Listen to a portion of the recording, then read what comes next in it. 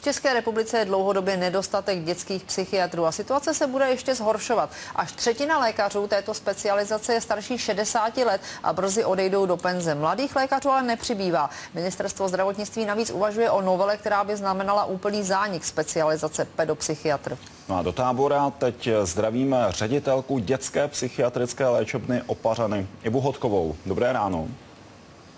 Dobré ráno. Paní ředitelko, jaký je váš komentář k možnosti, že ministerstvo zruší specializaci pedopsychiatr, pokud je tedy skutečně takový návrh na stole?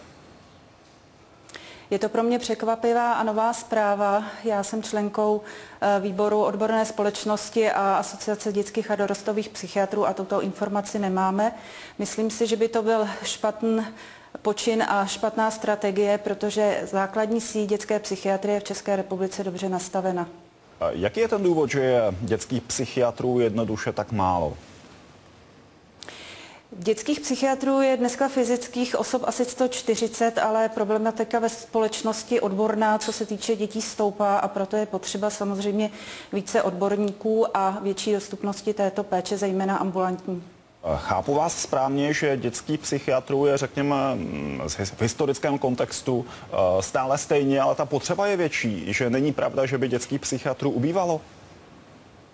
Je to přesně tak, jak jste řekl.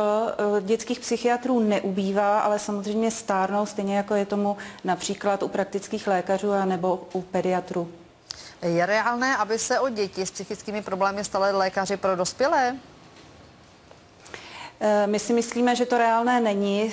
Stejně tak se domnívalo Maďarsko, že to je reálné, zrušilo dětskou psychiatrii a pak ji velmi obtížně do 3 let začalo znovu obnovovat, protože dospělý psychiatr samozřejmě je trénován odborně na práci s dospělou klientelou, zatímco dětský psychiatr je orientován na dítě, na psychický vývoj a na celkový vývoj dítěte a samozřejmě na práci s rodinou a s institucemi, ve kterých dítě sociálně a samozřejmě psychicky a celkově dozrává.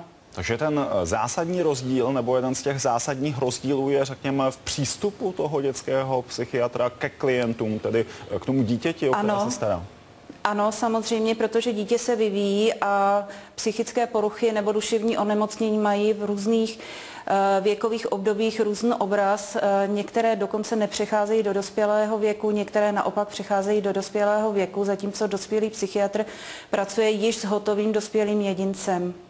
A dá se říct, které psychické poruchy dětí se v současnosti vyskytují nejčastěji? Je to třeba hyperaktivita?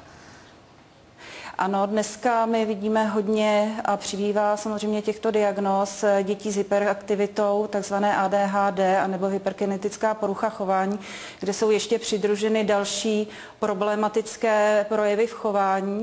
Těch je asi 10% takových dětí a samozřejmě nemají dostatečnou dostupnost adekvátní léčby. Dále jsou to děti autistické.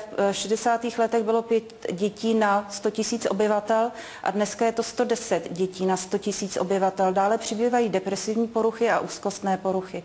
Česká republika má takový nepříznivý trend a primát v rámci Evropské unie, že počet sebevražd dětí zaujímá jedno z předních míst. No a teď pojďme prosím propojit tuto nepříliš lichotivou statistiku s tím nebezpečím úbytku dětských psychiatrů.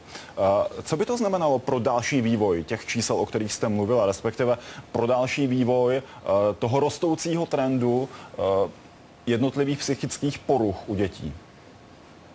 Znamenalo by to prodloužení čekacích lhůt, zejména v ordinacích dětských psychiatrů ambulantních. Dneska se to pohybuje od 6 týdnů do 3 měsíců, ale někdy až 6 měsíců, jako Moravskoslezský kraj a kraj Ústecký. Takže ta dostupnost by byla samozřejmě projevem té dlouhé čekací doby a myslím si, že by se musela nadužívat lůžková péče. Ještě tedy upřesnění, znamená to, že dnes, když skutečně rodiče mají dojem, že dítě má nějaké problémy, tak 6 měsíců čekají, než najdou nebo než je to dítě vyšetřeno? Záleží na tom, co je to za problémy. Pokud jsou to problémy akutní, to znamená, kde je například akutní psychotické onemocnění nebo hrozí sebevražda, tak samozřejmě ta dostupnost je ihned. Pokud je to záležitost, která snese odkladu, tak lze mluvit o čekacích dobách, které by se mohly prodloužit, ale důležité je hlavně, aby ten dětský psychiatr byl vůbec dostupný. Já se s dovolením vrátím k té své předchozí otázce. Já možná ji upřesním. Co by znamenalo právě to prodloužení čekací lhůt na vývoj těch diagnóz u konkrétního dítěte? Znamenalo by to, že by ty děti ztratily šanci na to se vyrovnat s těmi psychickými problémy? Ta šance by byla výrazně menší a znamenalo by to taky to, že by množství těch diagnóz nadále stoupalo? Jsou diagnózy, které celkem neruší ten odklad a prodloužení čekací doby. Jsou naopak diagnózy, které čím dříve se dítě dostane k specialistovi, to znamená úzkostné poruchy, těžší depresivní poruchy, tak samozřejmě má to dítě daleko větší šanci na to, tu poruchu zastavit včas a adekvátně odborně léčit. Mnohdy mohou rodiče ztratit trpělivost a hledat různé alternativní způsoby, které dítě mohou naopak poškodit, anebo vyhledávají odborníky, kteří nejsou kompetentní k tomu se zabývat právě diagnózou dětské psychiatrie. Ředitelka dětské psychiatrické léčebny Opařany Iva Hodková. Paní ředitelko, děkujeme za rozhovor, za informace. Nashledanou. Děkuji za pozvání. Nashledanou.